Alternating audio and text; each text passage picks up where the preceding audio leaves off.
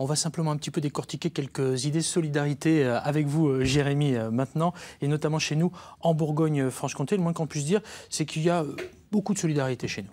Oui, oui, il y a effectivement beaucoup de solidarité, notamment dans la musique, parce qu'on pourrait étudier la solidarité. La solidarité, c'est quoi? D'abord, c'est avant tout des gens tout seuls ou alors des groupes d'individus qui s'unissent pour essayer de faire de l'aide à la personne dans différents domaines, de la culture, de la musique. Et là, par exemple, ils ne savaient pas que c'était impossible, alors ils l'ont fait. C'est une phrase de Mark Twain, qui était un romancier américain. Et c'est une phrase que l'on retrouve un petit peu partout au réseau Fêtard. Le réseau Fêtard, eh bien, c'est un endroit qui est à Dijon, qui est Nicolas Rollin, pas loin des anciens locaux d'Amora, où en fait on peut se réunir, quel que soit l'âge. Là, ici, on le voit sur la photo, on voit des personnes âgées en train de danser au milieu d'enfants, au milieu de jeunes parents. Enfin bref, une vraie solidarité, tout ça autour de la musique, entre autres, mais aussi au réseau Fêtard, on peut suivre des conférences, s'initier à la permaculture, s'initier à la calligraphie. Oui, ça c'est concret, hein, voilà. Voilà, s'initier aussi au ukulélé, à la noise. La noise, vous savez, c'est cette Quoi, discipline... la noise Non, je sais pas, non. C'est une discipline musicale, en fait, qui permet de jouer sur les sons pour tenter de trouver une harmonie derrière. On peut s'initier à la radio, en lien avec Radio Dijon Campus.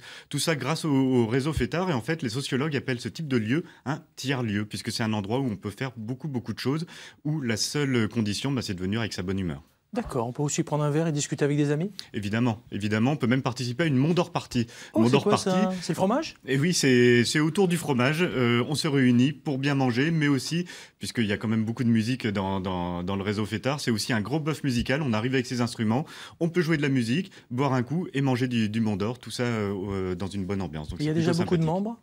Il y a déjà beaucoup de membres, effectivement, au réseau Fêtard, quasiment autant qu'à la STA. La STA, vous savez, c'est une association dijonnaise qui permet en fait de louer du matériel pour faire de la scène, mais aussi louer des studios, louer des locaux de répétition.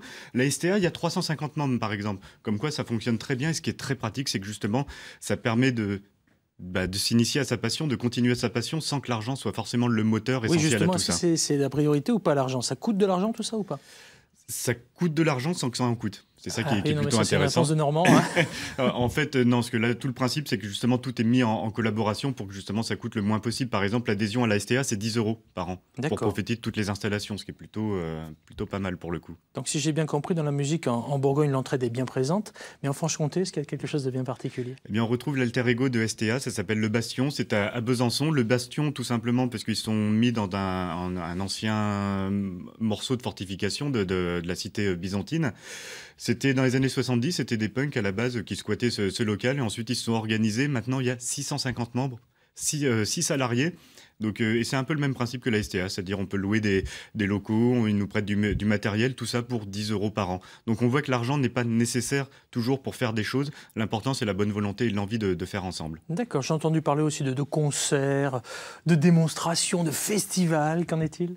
Oui, il y a beaucoup de choses avec le Bastion, mais aussi avec les SC, qui fait aussi beaucoup de festivals, de concerts, justement, en prêtant ce matériel. Donc c'est assez pratique quand même. D'accord, ok.